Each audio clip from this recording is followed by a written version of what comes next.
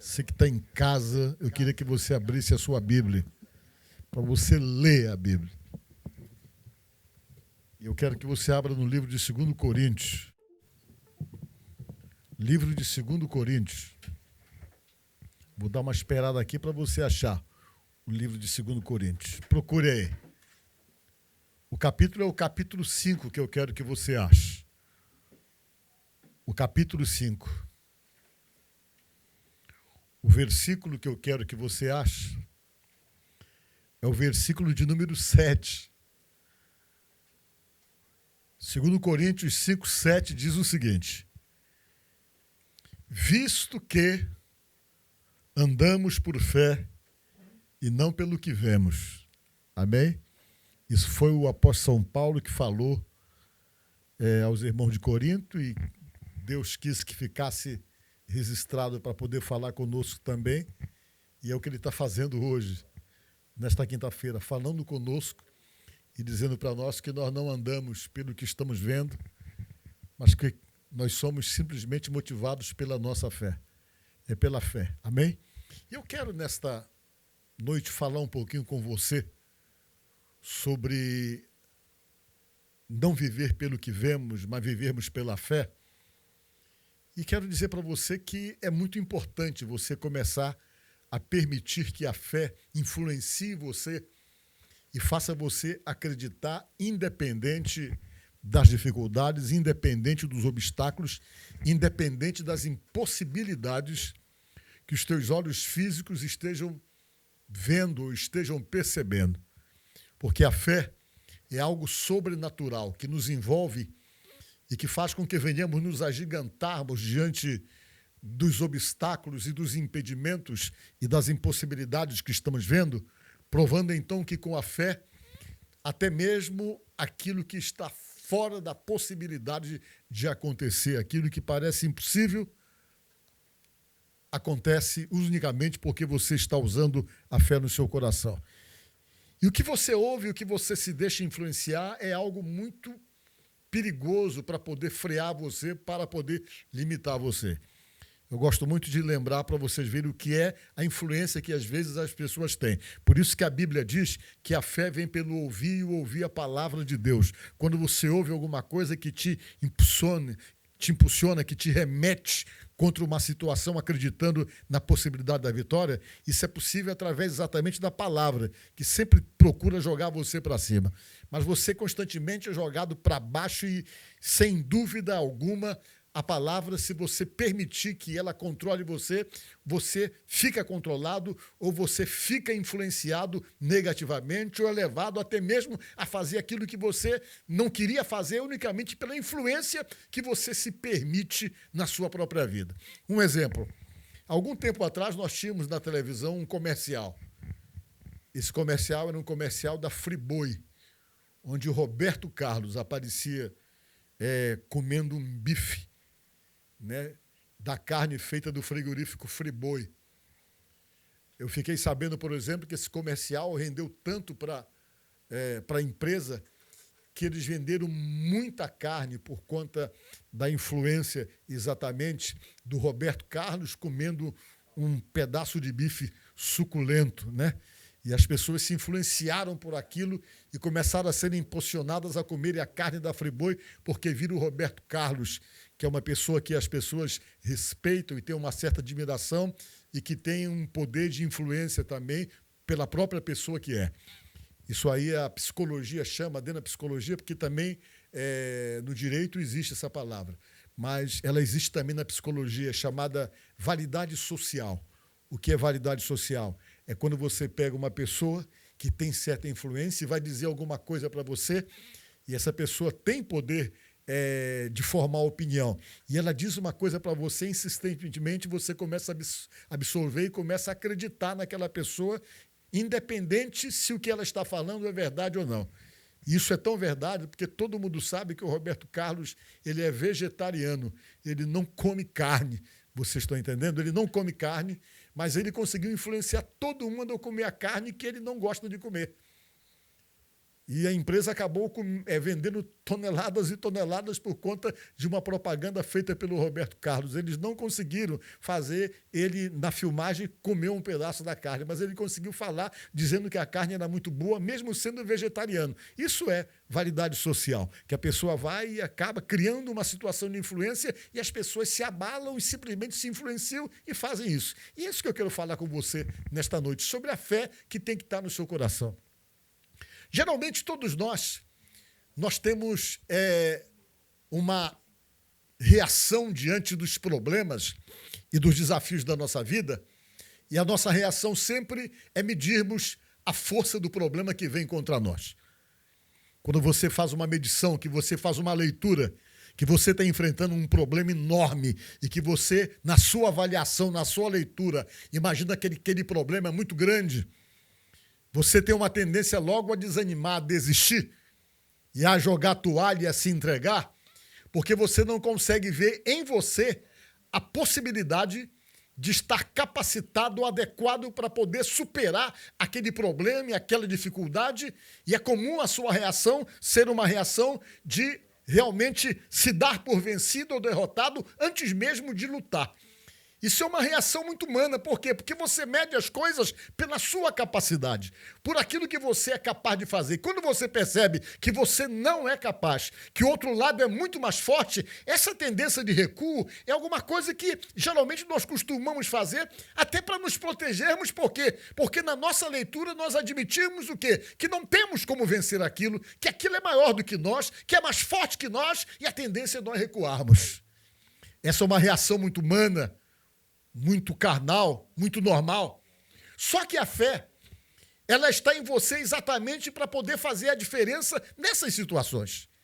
E a primeira coisa que você tem que fazer para poder se mover pela fé é não se intimidar por aquilo que você está vendo, porque a fé, ela trabalha em você exatamente, ou acreditar sobre a vitória que você pode ter, independente da dificuldade que você está vendo ou das impossibilidades que você está vendo. Por quê? Porque se você for agir somente em situações em que você, na leitura, se acha favorável, isso não é fé, porque a fé está em você para uma reação sobrenatural, para que você consiga aquilo exatamente que não há probabilidade e que você não tem como conseguir. Você vem, se enche de Deus, se enche da confiança nele e começa a acreditar que aquela dificuldade não é nada diante do poder do Deus que você acredita. Aí a fé começa a trabalhar em você. A Bíblia conta, por exemplo, lá no livro de Números, que um dia Deus falou para o seu povo assim: olha, eu vou dar para vocês uma terra que mana leite e mel. Eu estou tirando vocês aqui do Egito, mas a terra que eu vou dar para vocês é uma terra muito boa. As plantações lá, elas crescem. O lugar é um lugar de abundância em termos de alimento, e essa terra é que eu quero dar para vocês. E quando eles chegaram mais ou menos perto da terra, Deus mandou Moisés fazer uma equipe para ir olhar lá a terra que ia ser deles e a terra que eles iam conquistar. E diz a palavra de Deus que Moisés preparou 12 homens e disse: olha, vocês vão lá, vão espiar a terra que o Senhor vai nos dar, e depois vocês voltam e trazem o relatório daquilo que vocês estão vendo. E o pessoal foi por lá, se infiltrou, e foram exatamente lá na terra prometida, a terra que Deus havia prometido para o seu povo. E depois de 40 dias eles voltaram trazendo o relatório de tudo aquilo que eles haviam visto exatamente na terra que eles deveriam receber como herança da parte de Deus. E quando voltaram, trazendo relatórios, dos 12 homens que foram, 10 estavam admitindo que a terra era boa, admitindo que a terra era maravilhosa. Entretanto, eles tinham uma ressalva a fazer. Eles diziam: olha, não dá para tomar aquele lugar, não. Porque lá o lugar é dominado pelos filhos de Anak, tem gigante na terra. Os camaradas que moram lá são os camaradas muito mais altos que a gente. Nós nos sentimos pequenos, nós nos sentimos como gafanhotos perto deles. E é impossível nós dominarmos aquelas terras ali, ou termos aquela terra para nós. Por quê? Porque nós não temos condições de enfrentar aquelas pessoas que ali moram para poder, então, tirá-los da terra que nos pertencem. Eles são mais fortes do que nós. Eles são homens gigantes. Nós nos sentimos como que gafanhotos diante deles e não há nenhuma possibilidade. E esses 10 homens que vieram trazendo esse tipo de informação deixou o povo todo abalado. As pessoas que estavam ali começaram: ah, meu Deus, para que nós viemos para cá? Vamos arranjar um capitão para nos levar e nos guiar de volta para o Egito, porque o Moisés nos trouxe para nós morrermos aqui neste lugar. Morrermos de fome, morrermos à míngua aqui nesse lugar. E ele nos tirou lá do Egito e o pessoal começou a murmurar, começou a reclamar, muito influenciado pelas palavras daqueles 10 que foram olhar a terra prometida e que ficaram completamente assustados por conta da presença dos filhos de Anak, que eram homens muito altos, que nem gigante naquilo que eles estavam vendo.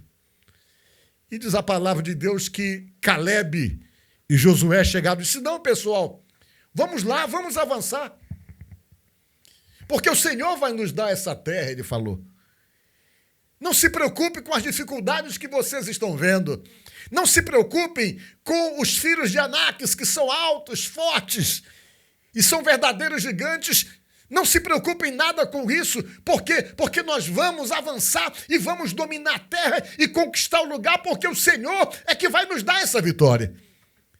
Diz a palavra de Deus no livro de Números que o povo se revoltou, pegaram em pedra para jogar em Caleb, para jogar em Josué, porque eles tentaram simplesmente trazer uma narrativa diferente daquela que os 10 homens haviam dado, que não havia como conquistar aquele lugar, que não tinha como dominar aquele lugar, que o lugar era completamente dominado, que estava controlado e que os homens que ali habitavam eram gigantes, que não iam entregar fácil aquela terra e que eles não tinham como vencê-los.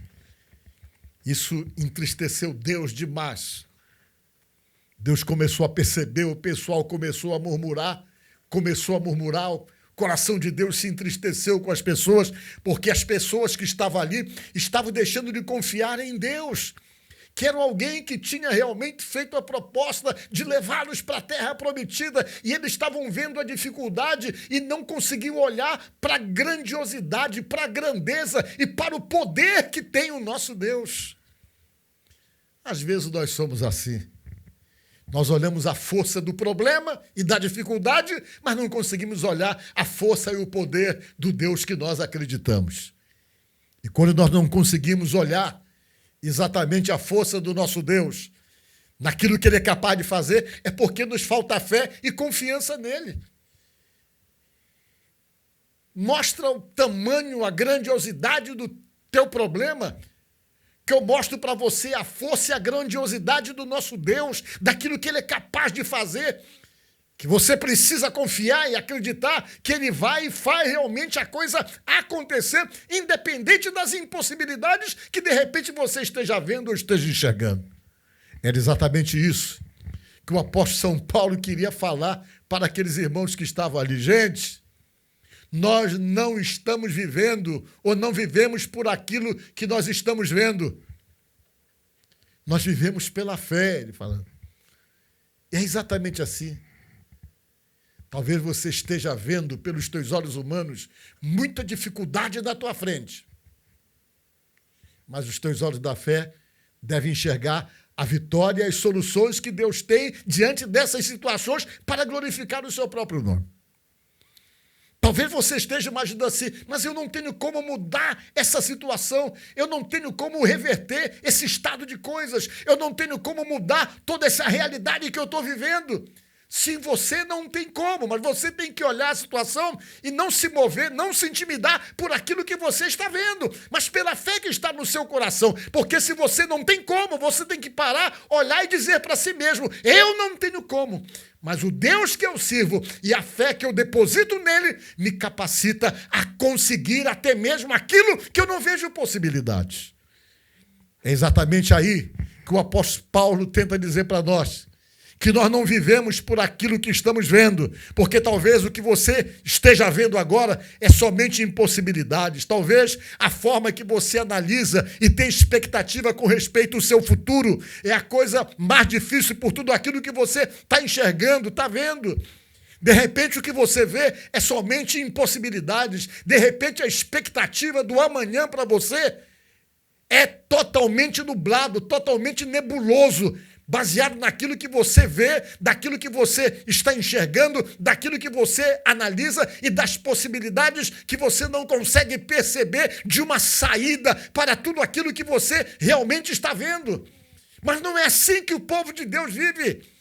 O povo de Deus não vive pelo que vê, ele vive pela fé. E a fé é uma ação de milagre, é a provocação da manifestação do poder de Deus de uma maneira sobrenatural que muda as situações, que muda as realidades e que faz acontecer aquilo que de repente você achava que não tinha como acontecer e faz mudar aquilo que você achou que de repente não tinha como ser mudado.